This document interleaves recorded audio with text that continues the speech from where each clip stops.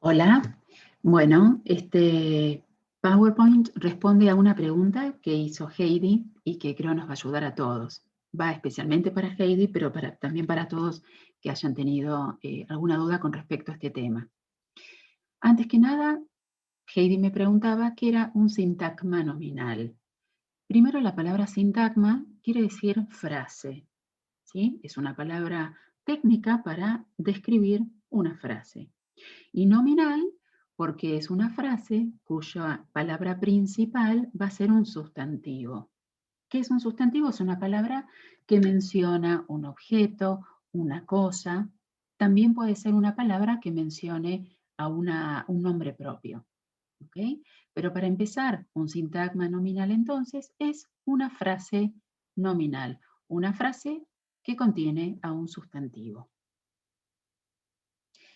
Ahora bien, hay situaciones donde, si ustedes recuerdan la unidad 1, vimos que la oración en inglés es sujeto, verbo, complemento siempre. El sujeto está representado siempre por una palabra que lo define, que es justamente un sustantivo. Como pueden ver acá, un sustantivo puede ser la palabra enfermedad, ¿sí? Ahora bien, puede ser que tengan ese sujeto en vez de una palabra sola, como en este caso ya tenemos una frase porque interviene más de una palabra, como ser la palabra o la frase una enfermedad. Puede ser que en vez de dos palabras tenga una frase un poco más larga, como puede ser una enfermedad larga y costosa. Estamos enfrente en esta situación, insisto, si nos plantamos en la frase o en la oración inglesa, sujeto, verbo, complemento, esta parte correspondería al sujeto, cuya palabra principal siempre es un sustantivo. Resalté en rojo ese sustantivo para que vean todo lo que puede acontecer antes y después. En una oración simple, si tomamos el tercer ejemplo, podemos decir una enfermedad larga y costosa es el cáncer, por ejemplo. Ahora bien, puede ser que esta parte de la oración, el sujeto, pueda ser simple, una enfermedad, se puede hacer un poquito más largo y puede empezar a hacerse un poco más compleja, como en los ejemplos que vamos a ver ahora. Fíjense, una enfermedad extremadamente larga y terriblemente costosa es el cáncer. Sigo hablando del cáncer. Puede ser que aún dé mucha más información en este lugar de sujeto. Y entonces diga una de las enfermedades, falta acá, más largas, una de las más largas y costosas enfermedades, una de las más largas y costosas enfermedades de la zona, una de las más largas y costosas enfermedades de la zona donde ocurrió el hecho, una de las más largas y costosas enfermedades de la zona donde ocurrió el hecho, que angustió a todos los vecinos por haber causado la muerte de alguien tan querido, o aún más complejo, una de las más largas y costosas enfermedades de la zona donde ocurrió el hecho, que angustió a todos los vecinos por haber causado la muerte de alguien tan querido. Finalmente, lo que quiero decir es, vendría el verbo ahora, es el cáncer. Es decir, lo que yo quiero mostrar acá es que esta frase nominal puede ser relativamente sencilla cuando la palabra enfermedad, que es lo que estamos hablando en esta ocasión para dar un ejemplo, pueda tener solamente una palabrita antes, en este caso es un artículo, o puede ser que empiece a ponerle más ingredientes, tanto antes como después. Recordemos de todos modos que el sustantivo está gobernado por una palabra principal que lo define, que es un sustantivo. El sujeto está gobernado por un sustantivo, una palabra que se refiere a un objeto, a una cosa o a alguien. Y con todos estos ejemplos, lo que les quiero dar es todo lo que puede ocurrir antes o después. Fíjense todo lo que puedo tener después de una palabra que gobierna el sustantivo antes de que llegue el verbo principal. ¿Sí? Estamos entonces en presencia de lo que se llama la premodificación y la posmodificación. Bien, si observamos estas dos cajitas, vemos que en verde está resaltado qué tipos de palabra puede aparecer antes del sustantivo. ¿Ven? Enfermedad. Puede ser que digamos una enfermedad, la, esta, esa enfermedad, en singular o en plural. ¿Sí? En cuyo caso estamos hablando de qué tipo de palabra puede aparecer antes, es decir, en una función de premodificación antes del sustantivo, que es la palabra clave del sujeto. Ok, pueden aparecer los artículos. Ay, perdón. Que en inglés son estos. Bien, ¿qué otro tipo de palabra puede aparecer antes de un sustantivo? Si nos fijamos en nuestro propio idioma, vemos que esta frase, tenemos la palabra enfermedad, tenemos un artículo antes, una enfermedad, y luego tenemos en verde otra categoría de palabras que se llaman adjetivos, que en castellano aparecen después del sustantivo. ¿Ven? Una enfermedad larga y costosa. Puede ser también que intervengan otras categorías de palabras, pero vienen después del sustantivo. Una enfermedad extremadamente larga y terriblemente costosa.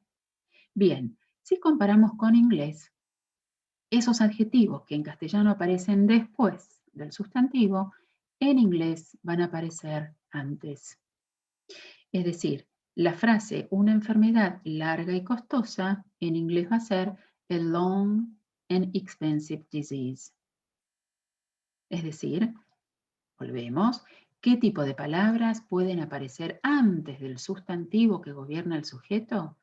Pueden aparecer artículos y adjetivos que van antes. Por eso decimos que es premodificación. Aquí, en esta diapositiva podemos ver cómo están ubicados. Insisto, la palabra más importante del sujeto es un sustantivo y si aparece antes algo, otras palabras, esas categorías de palabras van a ser artículos y adjetivos. Y acá viene una de las preguntas de Heidi. ¿Qué son los adjetivos compuestos? Ok, podemos tener adjetivos simples, ¿ven? Si tomamos el primer caso, the long treatment, sería el tratamiento largo, puede ser the expensive treatment, el tratamiento caro. Estos son simples, porque es una palabra sola. Ahora en inglés, y esto en castellano no lo tenemos, en esta posición, es decir, antes del sustantivo, puede aparecer una categoría de adjetivos que ya no son simples, sino que son compuestos o complejos, porque tienen una matriz de formación que nosotros no tenemos en castellano, como por ejemplo, frases separadas por guiones. ¿Ven? Por ejemplo, podríamos decir, ok, the 3-year-old treatment, un tratamiento de 3 años, es el cáncer, por ejemplo. ¿Sí? Espero que esto quede claro. Adjetivos compuestos, esto no lo tenemos en castellano, sí en inglés, pueden ser un grupo de palabras separadas por guiones y que juntas actúan como un adjetivo de este sustantivo que es el que gobierna. Porque en este caso, insisto, si analizamos la expresión, de que hablamos de un tratamiento. ¿Y qué decimos de ese tratamiento? Un tratamiento de 3 años. Este adjetivo, que consiste en un grupo de palabras separadas por guiones, aparecen antes del sustantivo. Y esto es todo en materia de premodificación. ¿Qué puede suceder? Que ese sustantivo que gobierna el sujeto, en vez de estar premodificado o además de estar premodificado, esté posmodificado. Es decir, que aparezcan estructuras o frases que se refieren a la palabra principal del sustantivo, del sujeto, en este caso enfermedad, por ejemplo, una enfermedad de este siglo es una frase, ¿sí?, que se refiere a la enfermedad, que es la palabra que gobierna el sujeto, y que me está diciendo algo más, ¿sí? Restringe el alcance de esa palabra. ¿Ven? Típicas, como en castellano, una enfermedad de este siglo es el COVID. Un lugar para estudiar es la provincia de Buenos Aires. Una enfermedad que sorprendió a todos es el COVID-19. ¿Sí? Sigue apareciendo antes del verbo, ¿ven? Entonces, ¿por qué se llama posmodificación? Porque ahora lo que quiero decir de esta palabra principal que gobierna al sujeto, en el primer caso es enfermedad, aparece después de ella. ¿Y qué tipo de frases pueden aparecer después de ese sustantivo que gobierna el sujeto? Lo que se llama una frase preposicional. Se llama preposicional porque está introducida por una preposición. ¿Ven? Una enfermedad de este siglo, un lugar para estudiar, o bien puede estar posmodificado por una estructura que está introducida por lo que se llama pronombres relativos. ¿Sí? Si comparamos con castellano, ¿ven? Una enfermedad que sorprendió a todos es el COVID. Un lugar donde la gente se juntaba era la universidad. ¿Sí? Entonces, ese sustantivo que gobierna el sujeto puede estar posmodificado por una frase que empieza con una preposición o por una oración de sujeto, verbo, complemento introducida por lo que se llama, ¿sí? Adverbios relativos o palabras relativas. Perdón, pronombres relativos. Ahí está. Bien. Eso es todo con respecto a la pre y la posmodificación. Espero que esté clara la idea y si tienen dudas, por supuesto me pueden escribir. Les dejo un saludo.